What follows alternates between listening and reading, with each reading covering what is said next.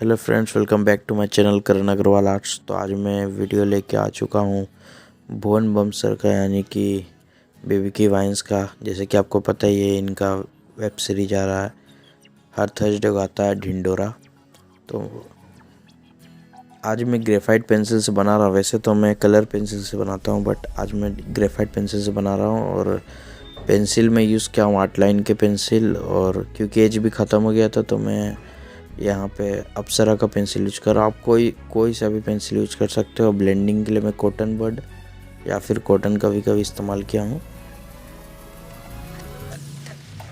ये वीडियो पूरा देखिएगा और बताइए कि आपको वीडियो कैसा लगा। और हाँ, इसका आउटलाइन ट्यूटोरियल मैं डाल चुका हूँ, शेडिंग ट्यूटोरियल भी मैं लाऊंगा इसी का। ठीक है, स्किन किस तरह स्किन को सेट करते हैं, बहुत ही आसान होगा, बहुत ही छोटा और बहुत ही आसान वीडियो होगा वो।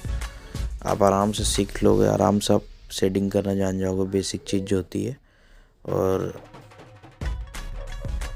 इस वीडियो को प्लीज़, अगर आपको पसंद आता है तो सब्सक्राइब करिए मेरे चैनल को, और वीडियो को प्लीज़ शेयर करना मत भूलिएगा प्लीज़। तो कंटिन्यू वॉचिंग।